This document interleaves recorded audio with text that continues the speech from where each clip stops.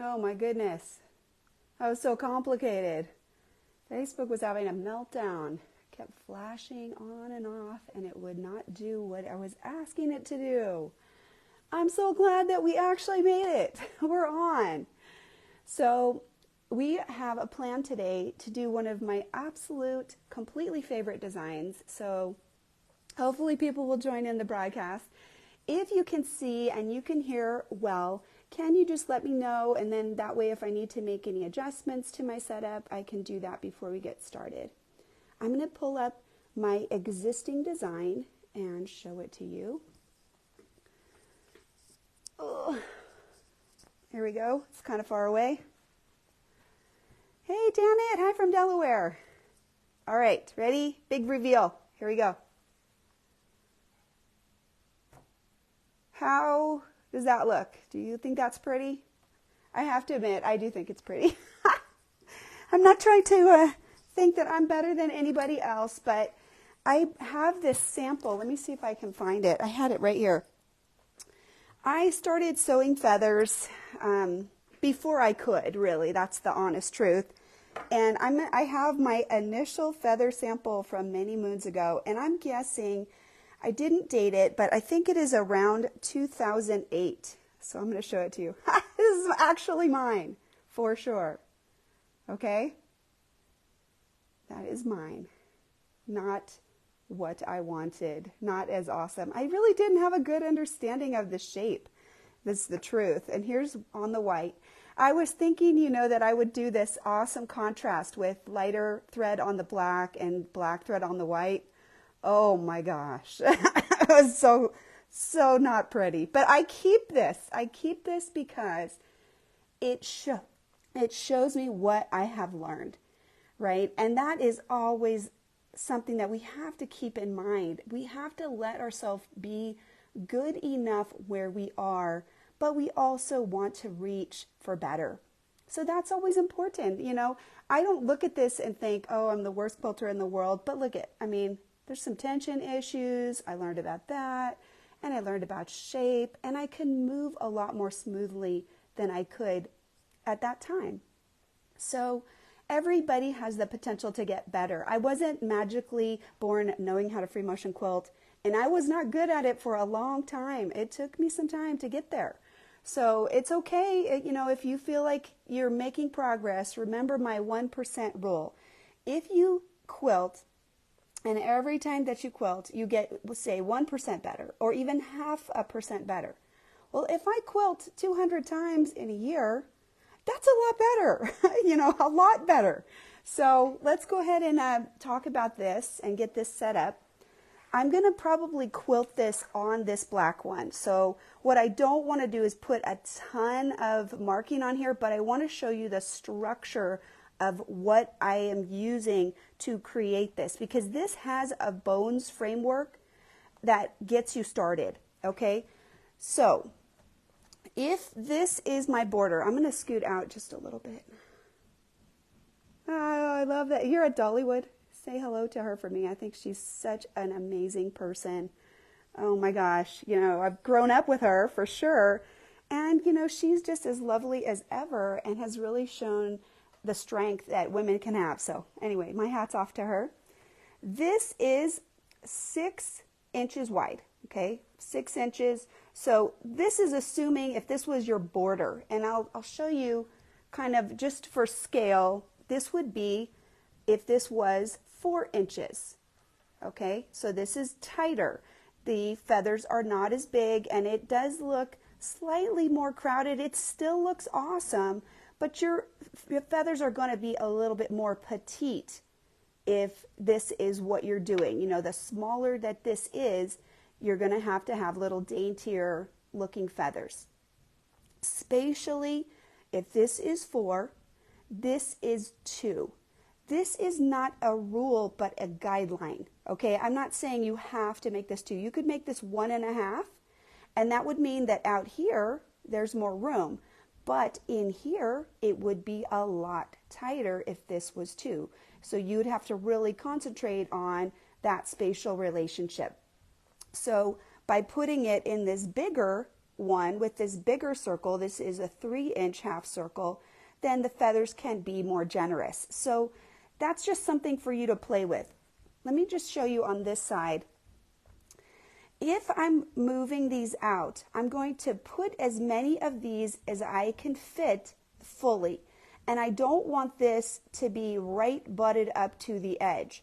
So for example, if this was actually right here, you're trapping that. There is no feather that can go around. So we have to always think about having a gap on the end. We don't just keep making these half circles all the way until we hit the boundary. You need a gap. And it's okay if the gap is big, right? These feathers can stretch out. So it's okay if this was the end right here, that's kind of big. I don't think I could stretch that. But you could even just come up a little bit and then just eliminate this part. So practice this on paper. I definitely have drawn this out many times and practiced it to get my spatial development in there. All right, so let's start drawing it.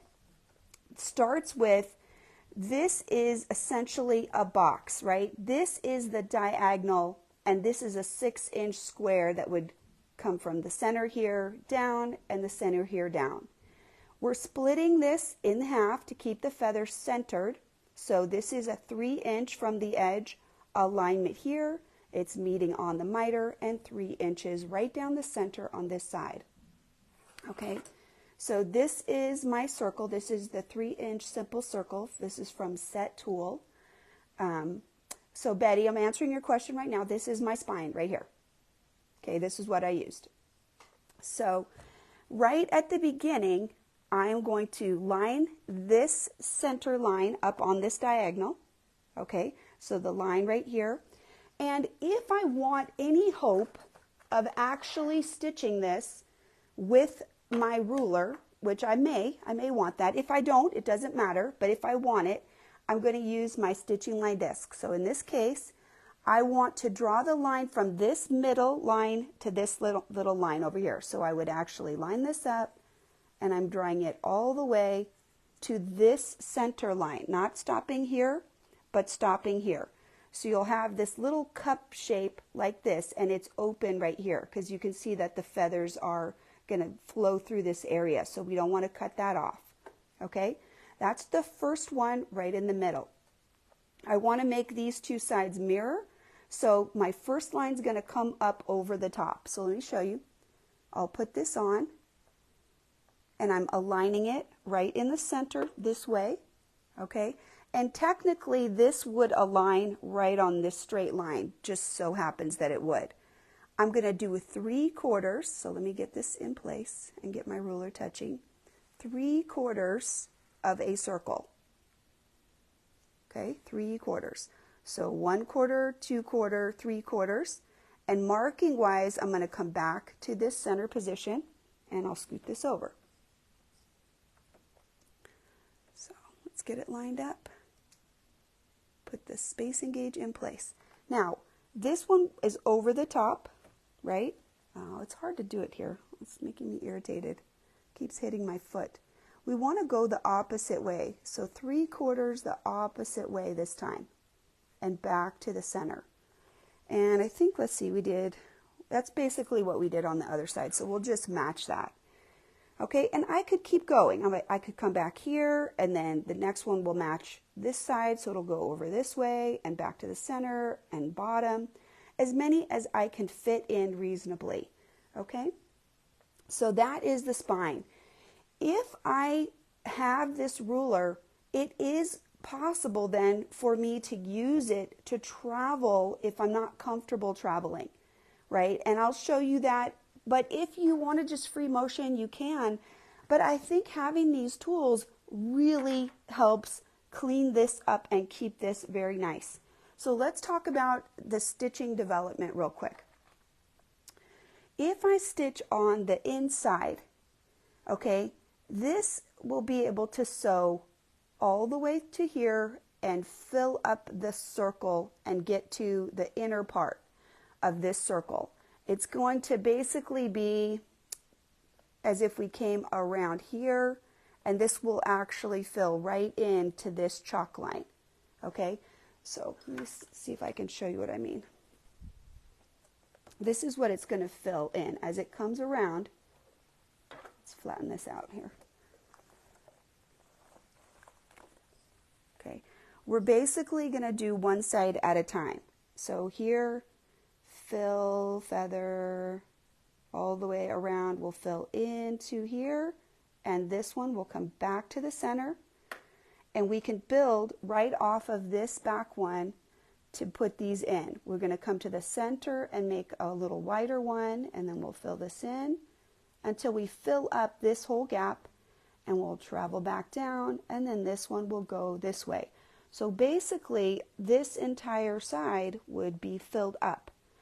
If you're on this last one right here, I would just stop here, and this one will come around and fill in the gap here. And you'll see that on the one that we're going to do. So on the very last one, if you would just come to this part, then you would travel back to your starting point, back to here, and then we'll do this side this way, and this one will fill all of the sides on this side, fill this gap right here, and fill in this, and then the middle will come off of this one, the middle will come off of this one, and then we'll go all the way around and fill in the gap. Okay, all right, so I know that's a lot of talking. That's why we do sew it, because it makes a lot more sense when we sew it.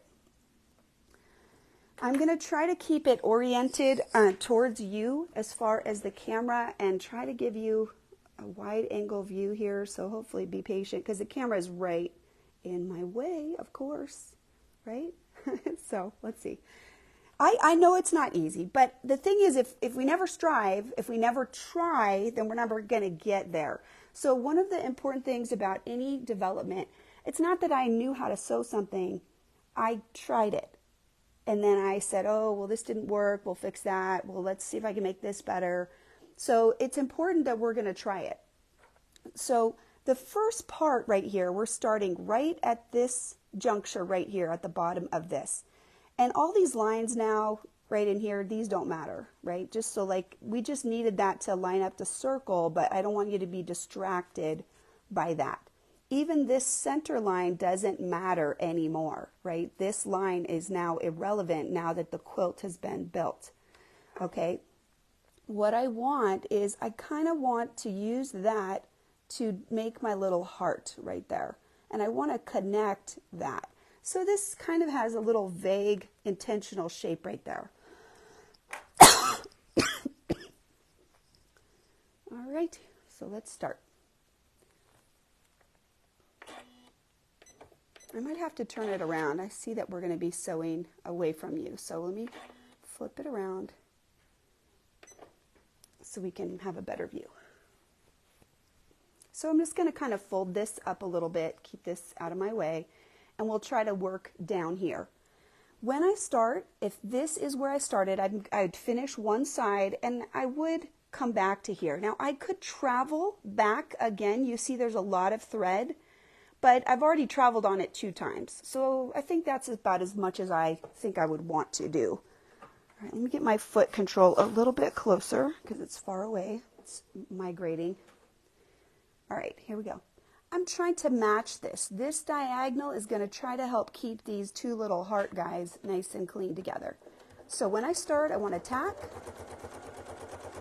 and I'm using the foot so I can dip down to this heart, and I'm going to come back out a little bit. This is now the boundary as I'm sewing. So always, always, I don't want to cross it over. I want to try to get my needle pretty much right on there. Okay, so we've come back, maybe a little too far, and we're going to use that and just come around and touch right there. And then let's start making this one kind of come over the top a little bit. And my ruler foot is helping me not to get too far. I'm using that kind of as my guide right there. The hardest part of, I think, any of these feathers is this traveling right over the top, right? So one of them will come in nice and sharp, and then this one, when he comes over the top, we have to just quickly come back. Right there, I can follow that shape for about maybe 3 seconds, maybe less. So I want to make sure that I do this bump back right away. Okay, so now we're going to start stretching them, reaching them down to the spine, and we're looking to fill in this space right here as best we can. So over the top, and we're filling those spaces in now. Okay. Stretching this a little bit to fill that in, over the top, and one more. This one's stretching pretty far. Okay, before we do this next one now, I want to show you. This is the important information right here. If I put another one here, I'm going to close this gap. Like if I tried to come out like this, number one, this is really leggy. And number two, we have a gap there for a reason. Right there is as far as I want to stretch now. Essentially, I'm splitting this because I want feathers on each side. Okay? So as I'm reaching up here, visually, I know I don't want to go beyond. So I'm going to come up, estimating my curvature, and over the top, and then bumping in. This is where I'm moving up, right, with this one. So over the top. Okay. Now this is going to start to come maybe a little bit further because I want to start going around the corner. This is the trickiest part right here. Let's come in a little bit more so you can see, right? This is nice and big. If I come all the way out to here, I'm no longer over here. I can't start this feather at this halfway, which is what I usually do. This is my half circle. So I'm only going to come a little bit, and I've got to make this one kind of come around like that.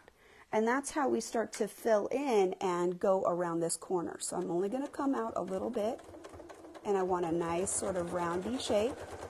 I'm trying to come right into this other side of this circle.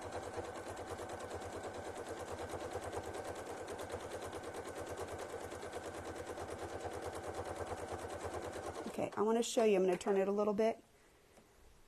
So that's basically right here, this feather spine. Now I can put one more in, but we're kind of trying to keep this part protected, that shape protected. Okay, and if this is the last one, just like this other one, it would basically be that we have essentially come around to this part. This is the lobe that we just made, and now we're going to travel back to the center so we can do the other side. Okay, so let me show you that really quick. This is where, if you want to, you can use your ruler. So actually, I'm going to just take the whole key out, right, and just move this over here, keep it safe. And that way I can just stick this on.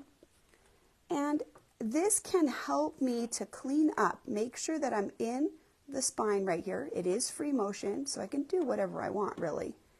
But this is lined up on the center, and this should be a 1/4 inch. So if you have your spacing gauge, this is a good time. And if you're comfortable doing it without this, you don't have to do it this way. So it looks like I need like 2 or 3 more stitches to actually get in the curvature. And then I can use my spacing gauge. I might have to adjust it a little bit because remember we drew this with a pencil. So don't be, too tight with it.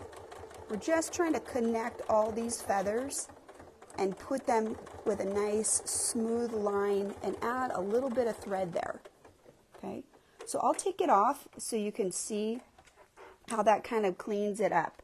And it would be better if this could be right on here, if this could be the same line as the arc. But honestly, once we have everything, so nobody's going to see that. You're not going to be worrying about that too much. So try not to be too paranoid about a little bit of extra stitching.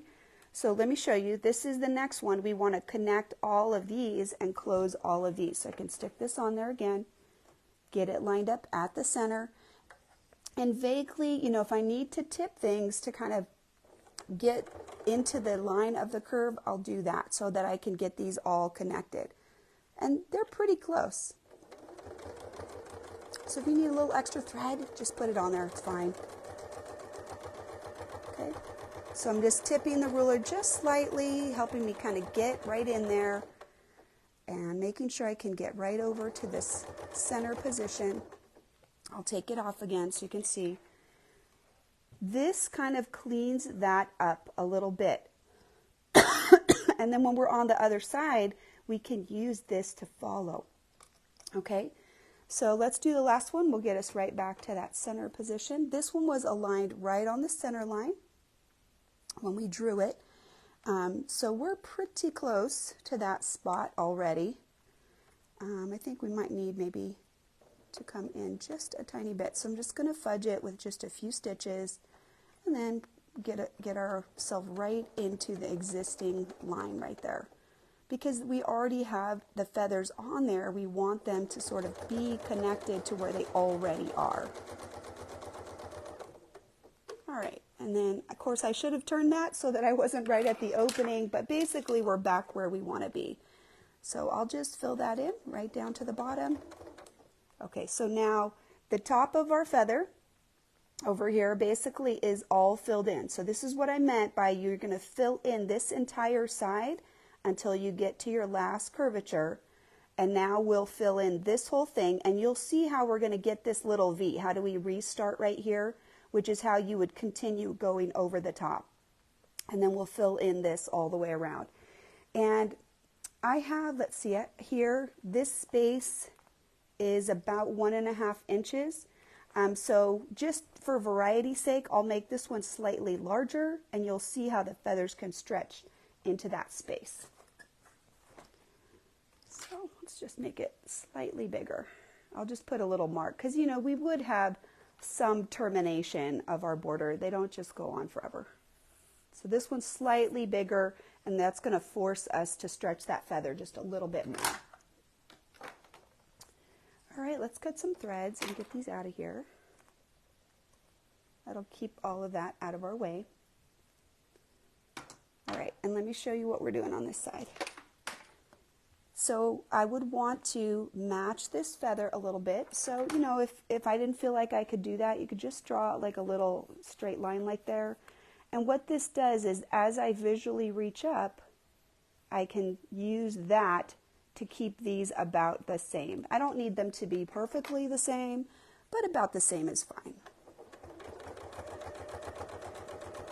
See here, my foot is going to be the guideline, so that if you have a seam allowance, you don't want to be stitching outside that. So now we have this cute little heart, and now we can start developing the rest of this. Again, as we come to this part, I'll just make like a little mark right there. We're going to reach a little bit out here, but then as we start coming in, these ones will have to be half size. So again, I'm going to come down just a little bit so I can come up for this feather. And come in. Touch. Over top. My foot is helping me be a guideline to my seam allowance on the outside. Stretching this one. Okay. And that's probably about it. So this one will kind of fill in, and as this one comes in, that's when he'll stretch to fill that gap.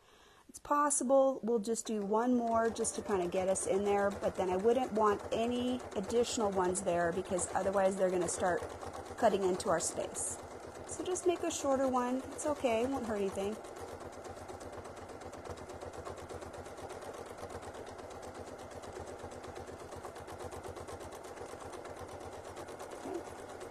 Start laying them down a little bit more.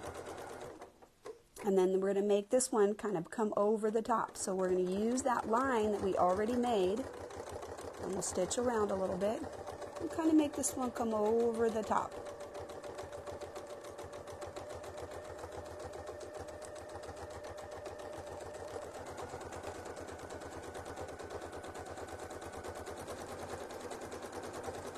And here, make this one kind of come right into your curvature there. So now you've filled that in.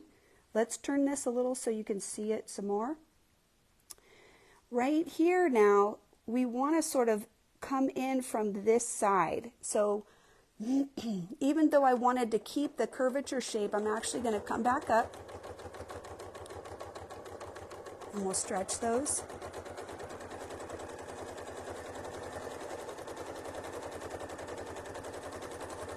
And we'll make that one fit.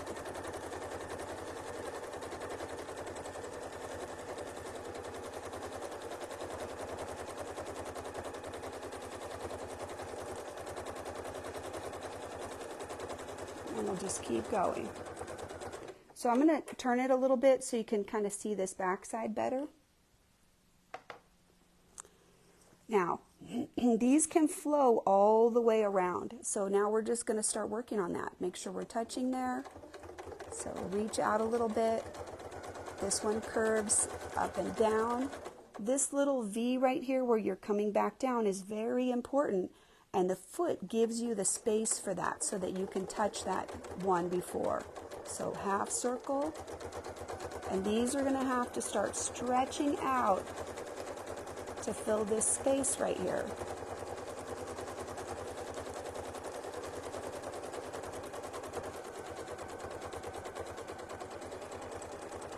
So these are much longer right there. The foot is the guide right here, so we don't close our space too tight. Halfway.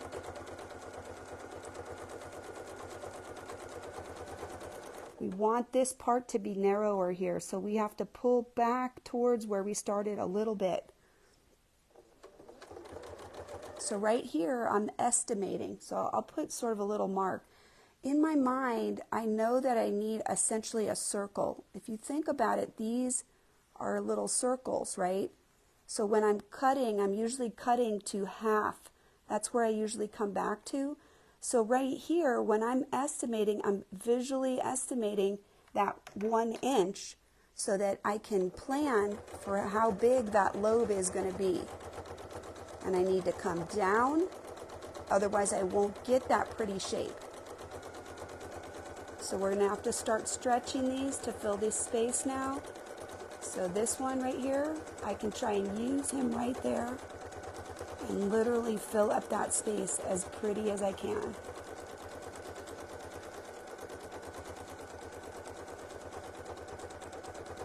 Okay, and now I'm going to start being conscious of what's left. Okay, I've got maybe one long one and one small one that I can put in here to fit this space.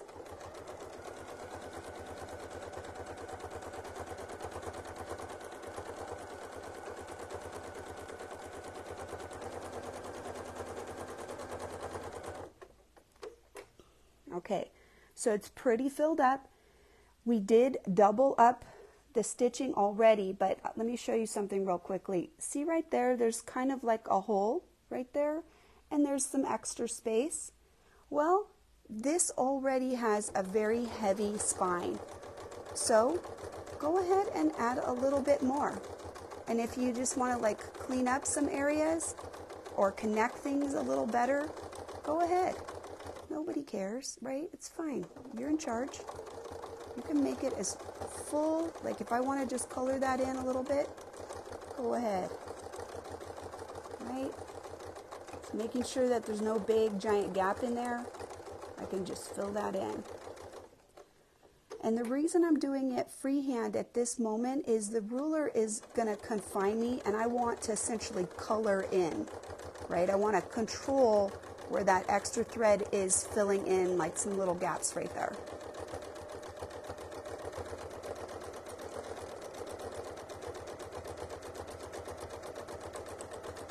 I think I'll put a little bit more thread right there because I can.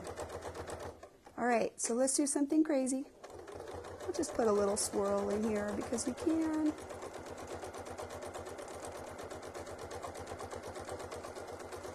And we'll put a little opposite baby swirl on that side. Before I get back there, I'll cut those because there's some little tails right there.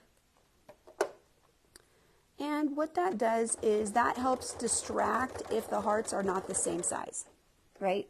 Just puts a little extra visual detail in there, and then people don't say, oh, your hearts aren't equal, they're not the same, blah, blah, blah. Be quiet. Okay, let's cut this. All right, so there's what we got. Now, I'm going to do something really quick just to change the visual impact. Give me 1 second. All right.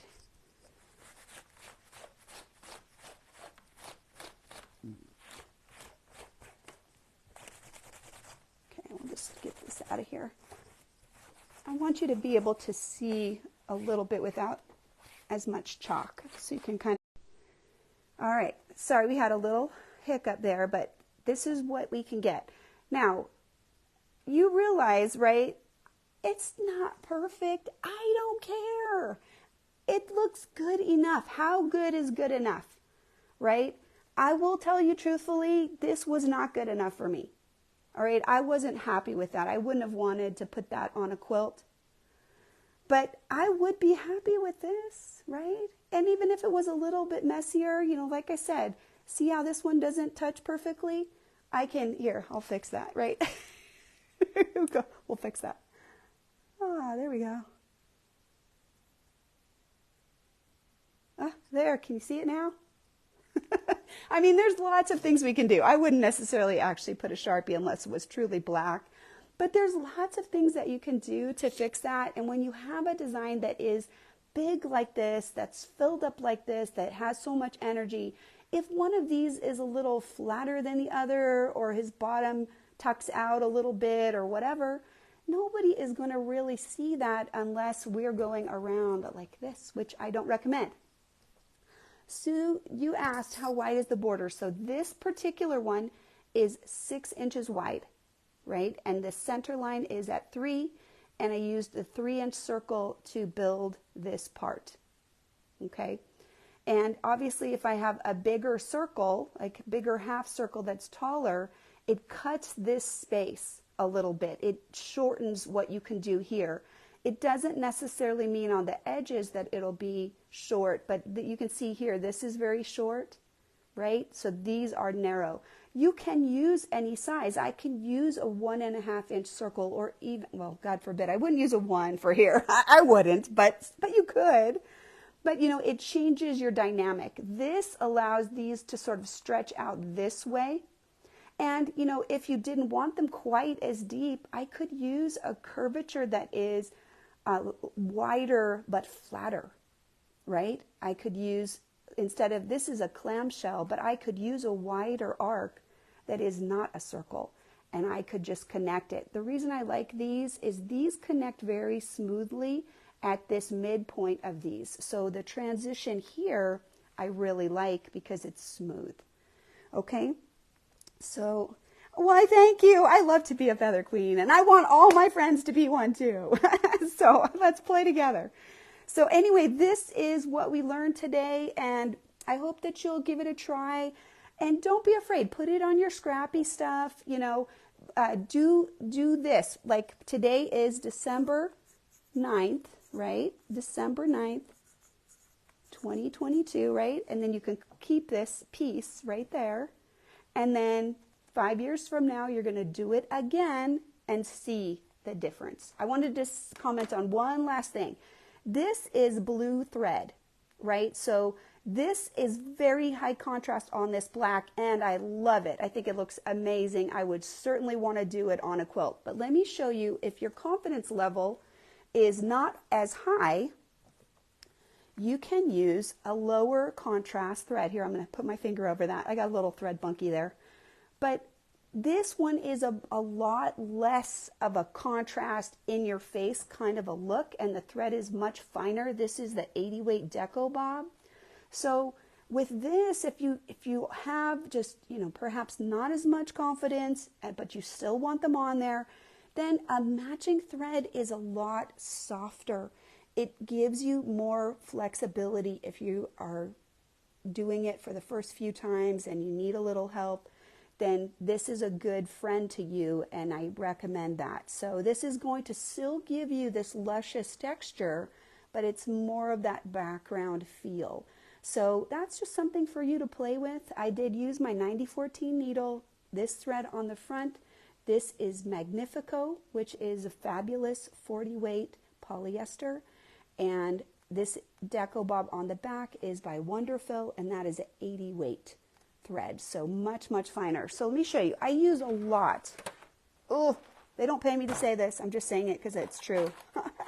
I use a lot of these deco bob pre-wounds, especially for class, because then I always have sort of the neutral basics. They even have colored ones, but I basically have all the neutrals. These are class 15. They also have the L, I think, class bob and the little different ones. But those for me are great because, you know, I'm going through them quite a lot. So then I don't have to spend as much time, right? Yeah, oh, good comment, Edwina. I'm going to comment on what you said. Edwina said she's going to practice on 4 corners. Well, let's just say that we couldn't figure out how to match these up. And we could butt the other side right up so that these match. But more than that, we could put a space in the middle. Like if this is the corner and we've cut it here and we still have more, we could put a square in here and do something else. We don't have to make these match if we don't want to, right? There's no rule about that. You could just say, okay, I'm going to make a little carve out of the middle of my border and I'll put something else in there. And so I'm going to end my feather right there. Okay, great idea, Edwina, good job. Okay, have a terrific day, you guys. Happy quilting, practice, and have fun. Remember, it should be fun. If it's frustrating, sew something else. Go back to that thing later. Okay, love you guys. Thank you so much for being here. Have a terrific day. Bye-bye.